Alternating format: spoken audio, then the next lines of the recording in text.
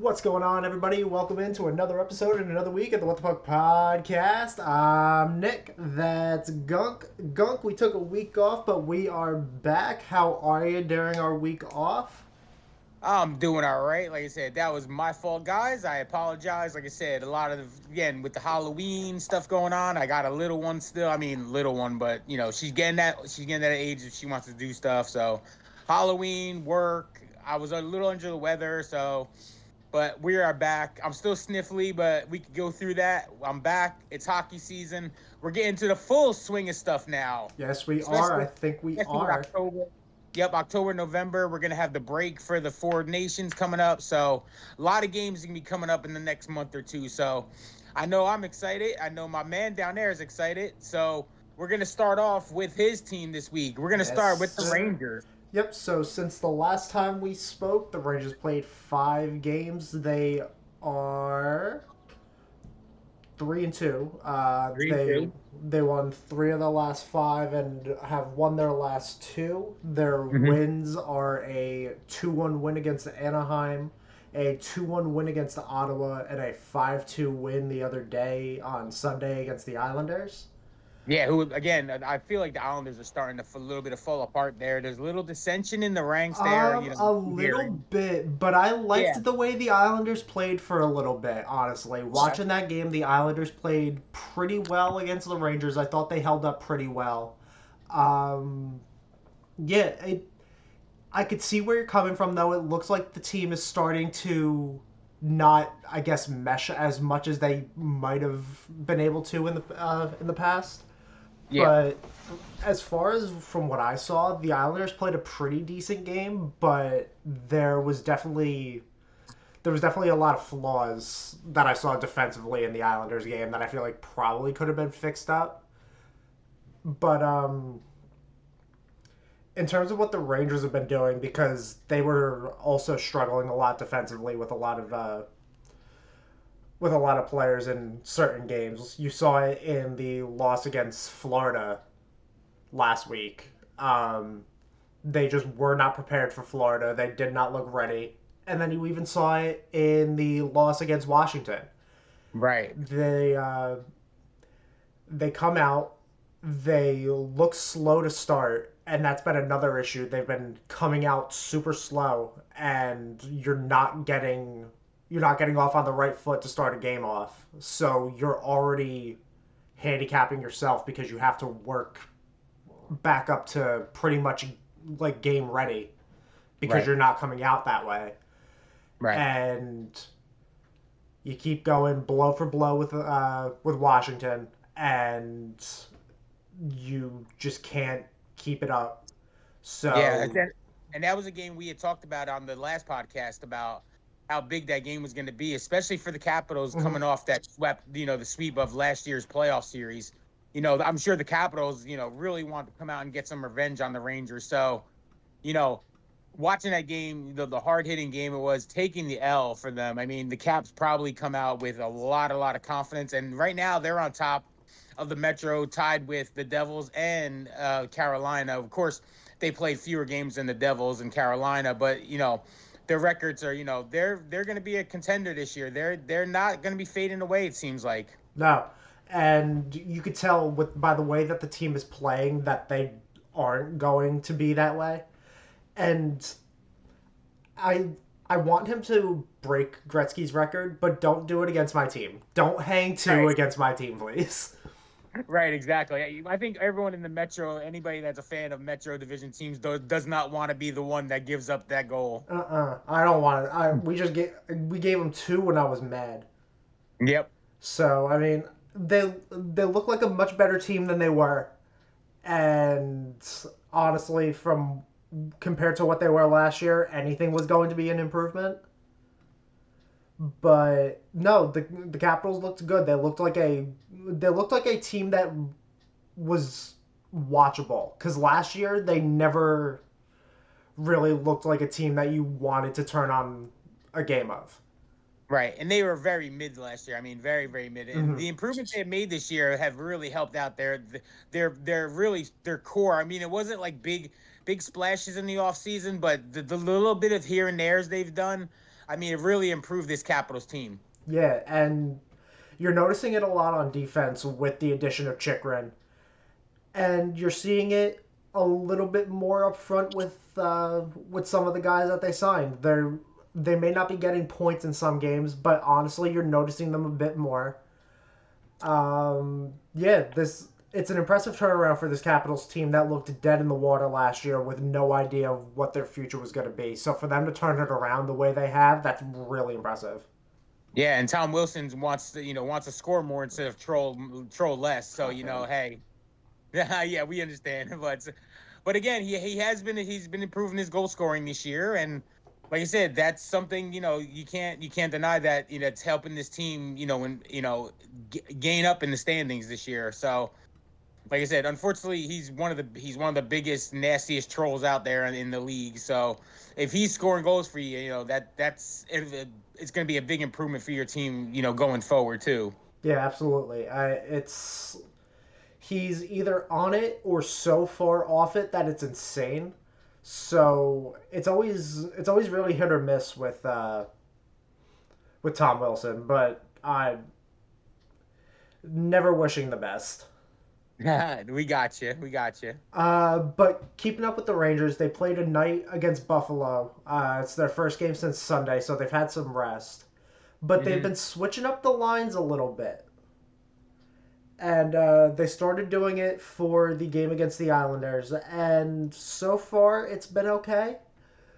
But there's a couple things that I would change. Okay, dokie. And so far, the lines, this is from yesterday. It's the first line is Panarin, Zibanejad, Lafreniere, Trocheck, Smith, and Cooley for the second line. Hedel, Kako, Kreider, and then for the fourth line, Carrick, Veazey, and Edstrom. So far from what I've seen, I am relatively content with these forward lines, but I feel like you could get an interesting line out of Zibanejad, Smith, and Cooley, and then you could still keep that Trocheck, Panarin, Loft line Okay. because as we all know, and as I've said since last year, that's not the problem with this team.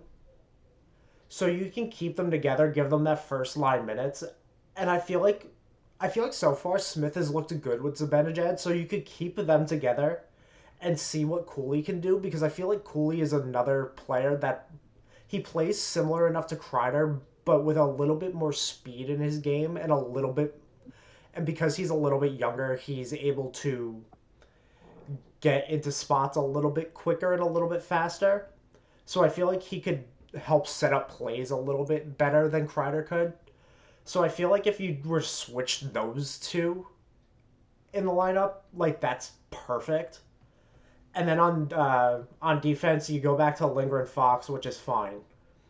Right. And then you keep the same D pairs that we were having issues with last year with Miller, Truba, and then I mean Jones and Schneider isn't the issue, but I mean just switch Truba and Schneider, and you have the defensive pairings from like the end of the second round to the beginning of like throughout the conference finals of last year, and that was better than anything we saw Right.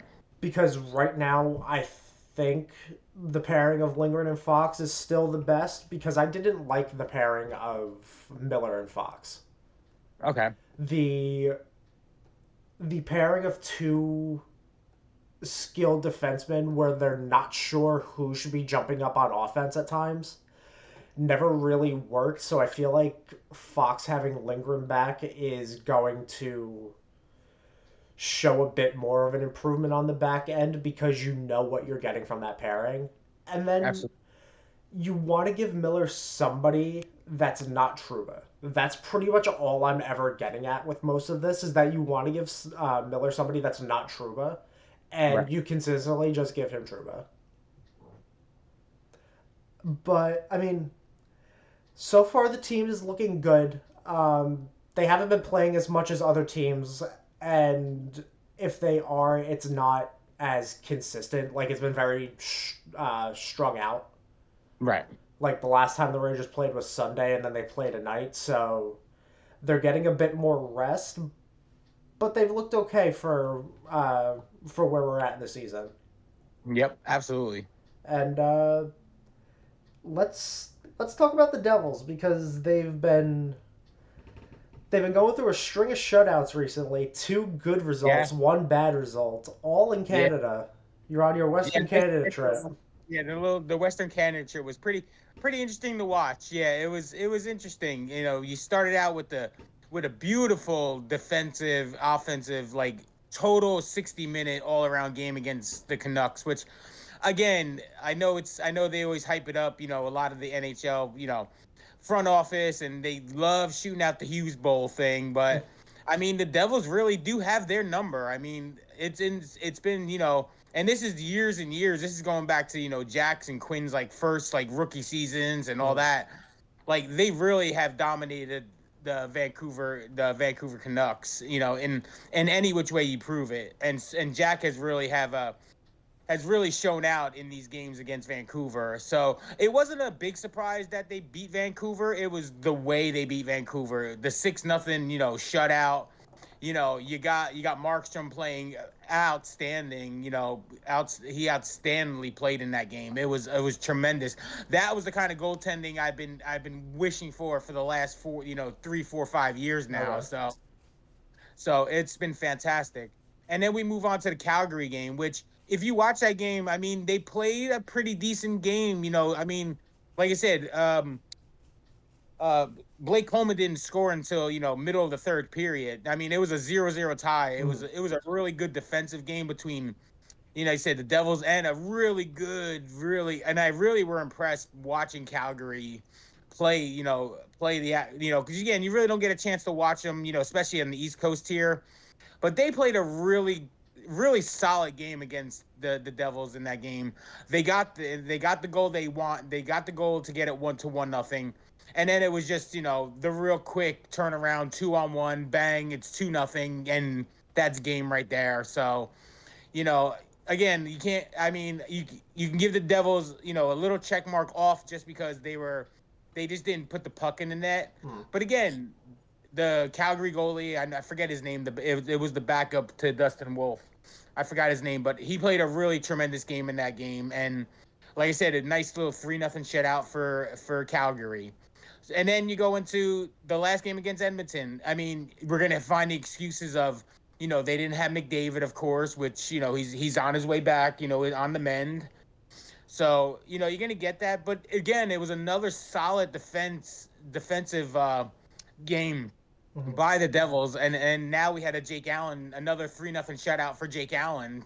I mean, it's his second shutout of the year already. I mean, like I said, the goaltending seems like it's starting to come together. I mean, they had that one little stretch, earlier in the season where when they played Washington and they played, the Tampa Bay, and they really got their butts handed to them, in those games with the goaltending. But if you take those couple of outliers out, their goaltending's been pretty solid this year, and that's exactly what we need to make a playoff run this year. And the defense has really played really well. I was so impressed with the defense. And I'm gonna give props, and usually he's a scorer and he's flashy.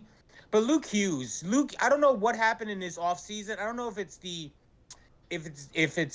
Pesci's influence on him or not, but he has played really, really strong defensively this year. I mean, there was a lot of times last year where you were getting so frustrated with him turning the puck over, not making the good pass, trying to be flashy. This year he has really come out, and he is, I mean, strong in front of the net. I mean, some of these teams were taking shots, and he was clearing out the front of the net, which you never saw from his rookie season last year. He was clearing out. He was getting a little feisty. He was getting a little nasty in front of the net, which I really, really liked. And again, I feel like that's from coming from being paired with Pesci, which we had just talked about the Rangers, how you really don't want either like two really good defensive things unless they're like the fifth and sixth guys. You really want like a kind of an offensive kind of player with a defensive player, which Mm. we have right now with Hamilton and Dylan right now, which is a really good pairing in itself. because you can even see in Hamilton's game, he's gotten a little stronger defensively. Which again, we know that Dougie's a big dude, but he's not really like a really good defenseman. Big, strong. Will clear the net out. But being paired with Dylan, you could tell that he's improved that game in a little bit. Has he also So improved his game of flopping? Because he got called for oh, embellishment that game. for the embellishment, yeah, that was yeah. I At first when I saw the penalty, I kind of was like, no, no, no, that. But no, once you saw it, he flopped. I was like, yeah, that's totally deserved to be. I mean, it was a hook and it was a slash, or I forgot the penalty. I think it was a hook or a slash. But yeah, he totally did embellish that. So, it made it a 4-on-4. I mean, I don't think nobody scored on it, so it wasn't a big deal in the Yeah. long run of the game. But yeah, Dougie did have a little acting there. A little bit of his let's call it social media kind of activity that he does on. If you watch Devil's social media a lot of little crappy kind of acting, I would say, because he's not the very best at being an actor. I tell you that one. Yeah, I've been able to realize that. But I do have a question for you regarding the Devils and Sure. with this game against Edmonton. The first goal of the game was scored at 5:18 of the first by one of the players that we talked about coming back to the Devils at the beginning of the Stefan season, Nathan. Stefan Nason. What do you think? Yes. What are your thoughts about all the new guys so far? Now that we're almost a full month into the season, what do you think about the new guys so far and their production in the lineup? So let's start with Stefan Nason since we had brought him up. Stefan Nason has been tremendous. I don't know what they gave him in Carolina to juice him up, but he looks really strong in front of the net. He is a pest in front of the net, it feels like. And that the line with when he's teamed with Hala and Cotter, I mean, that third line is really become a pesky little line, a Hmm. pesky little third line for the Devils this year. Which again, we didn't have. We had, I mean, we kind of had that in the year prior when they did make the playoffs with the McLeod and kind of Bastion and kind of that line-ish, Hmm. that kind of lineup where it was a nice pesky third line where they can score, sometimes and stuff. And but this line has become really, really, like I said, I feel like a nice pesky line compared to the top two lines, which are focused more on offensive, especially with the Hughes line. They're more fast, explosive coming out.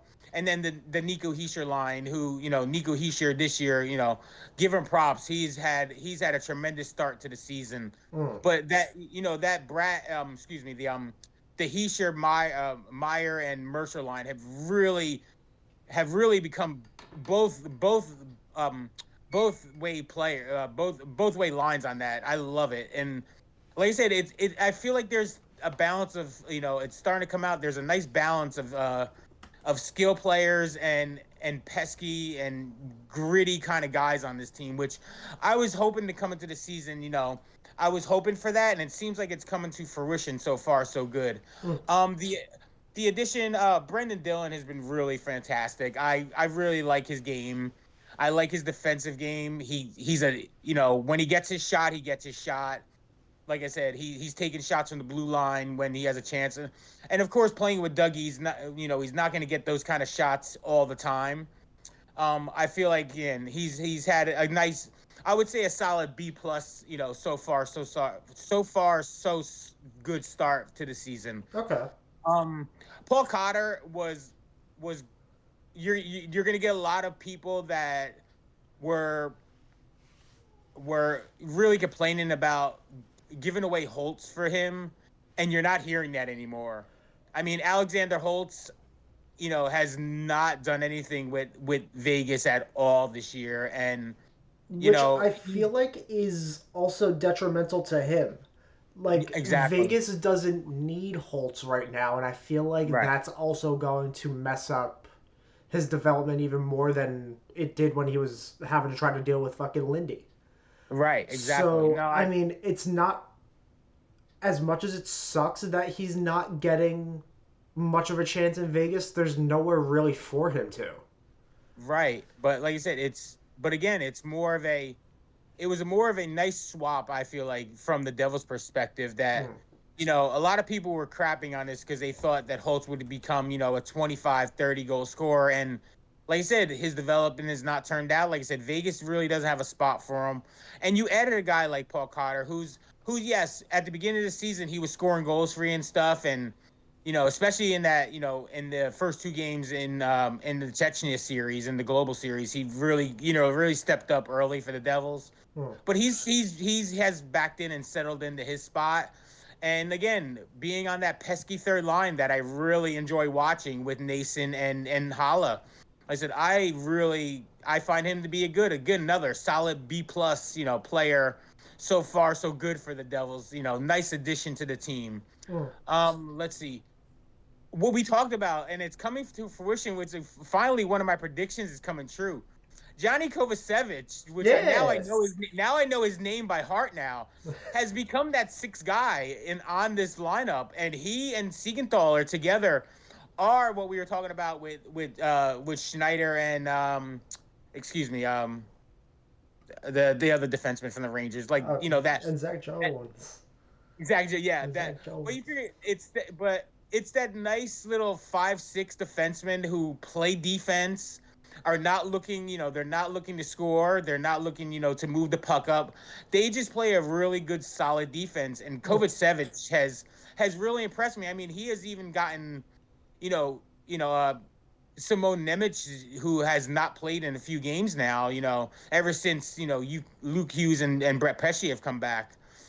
He's been relegated to, being scratched most nights. So, you got Nemec even there as you got Nemec as your seventh defenseman, which again, if anything, if we have any injuries or anything, could slide right in and, do a serviceable job for the Devils, keeping those pairs together. Mm. So I feel like the future is bright for, a lot of these new players on this team. And like I said, the results are coming around. Like I said, they're ahead of where their pace was last year.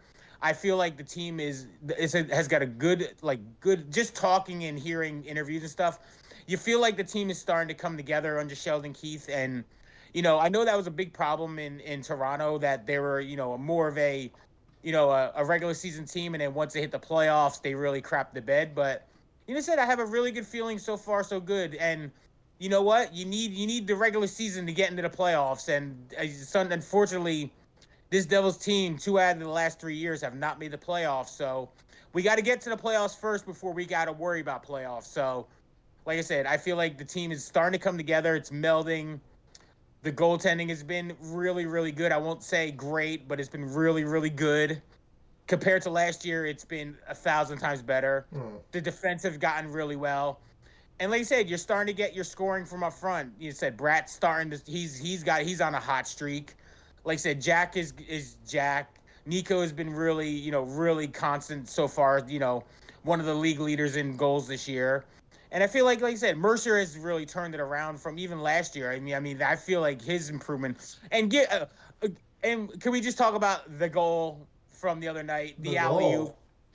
the alley oop goal to Timo Meyer was tremendous. I Oh, I don't mean, think I saw that. Hold it's on. it's the it's the third goal in the Edmonton game. It's Dawson Mercer had it in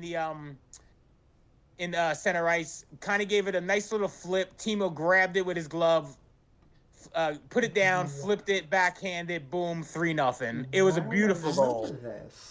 Oh yeah, you got to watch. Yeah, it was a beautiful, tremendous setup by both of them. It was really nice to see. It was, and it's gonna, and like I said, Mercer, you could tell the confidence is starting to come back around to him too. Oh, I did see that. Ooh. Yeah, that was again, like Ooh. I said, I know I've seen goals like that before, but watching it live was really, it got me off my seat. I was like, I was Yeah. up. I was up for that goal, especially with my man Timo scoring it, because I'm a big Timo sim here. So I can't even deny it. I'm a big Timo time guy. So watching Timo put that in the back of the net, especially after the couple of shots he had in that Edmonton game that could have went, but uh, Rankin made a couple good saves on a couple of shots. So it was nice to see Timo get on the board with a nice little alley oopy pass Hmm. thing. It was beautiful. It was nice and beautiful to see. but also like I said, we also have our game tonight too. We play in Montreal. Montreal is really, again, they're Montreal's being Montreal right now. So hopefully we can come out, especially at home, because I feel like that's one of our biggest problems has been playing it in front of the home fans. We Mm. just haven't been playing up to par.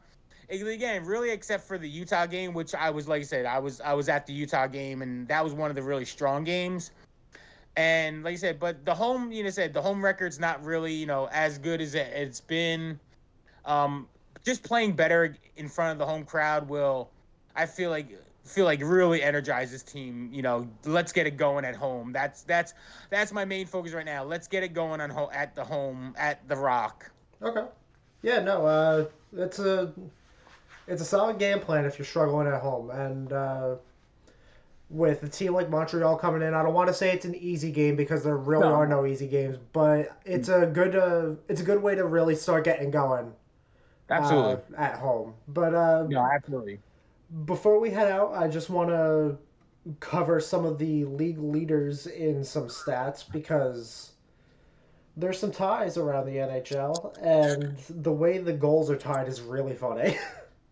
Oh, absolutely.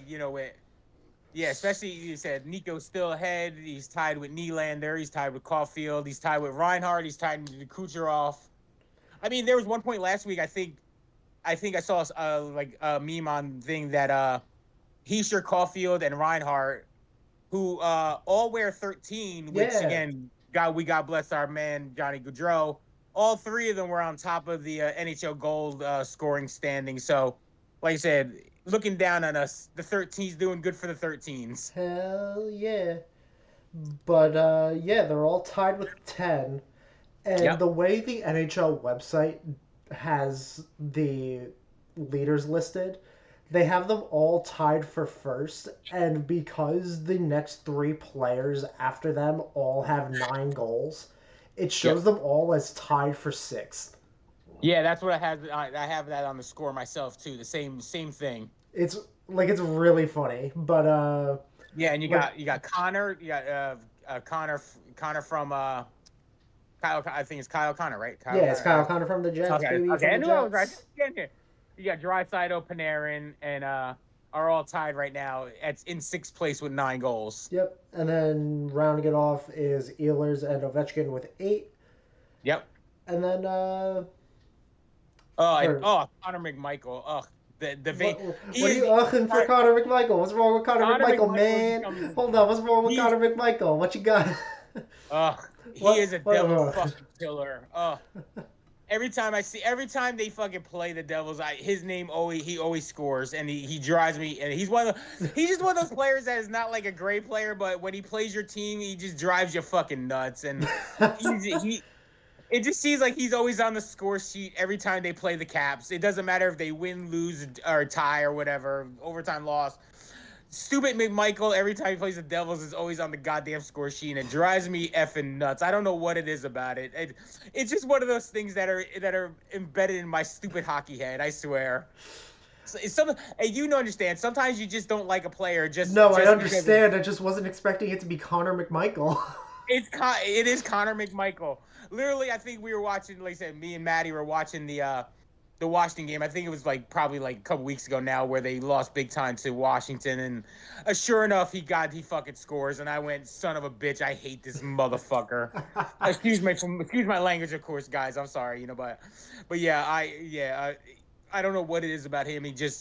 And he's a good player, and he's just one of those players that you see the name and you see it, and you just you know. ugh. Yeah.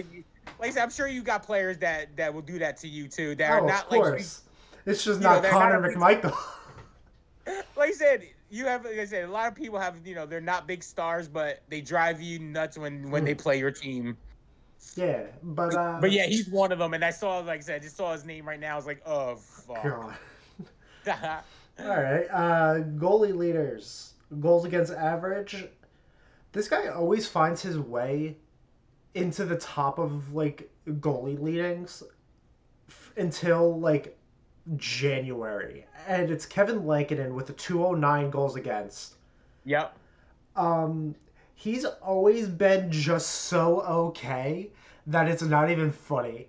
My favorite Kevin Lankinen memory is like the Rangers played Nashville last year, and I want to say the Rangers put up 4 or 5 goals in a matter of like 6 or 7 minutes, and it was all on Kevin Lankinen. And I don't know how he's leading the league in goals against right now, but the rest of the list goes Hellebuck, Stolars. I'll do the top five: Hellebuck, Stolars, Igor, and Philip Gustafson.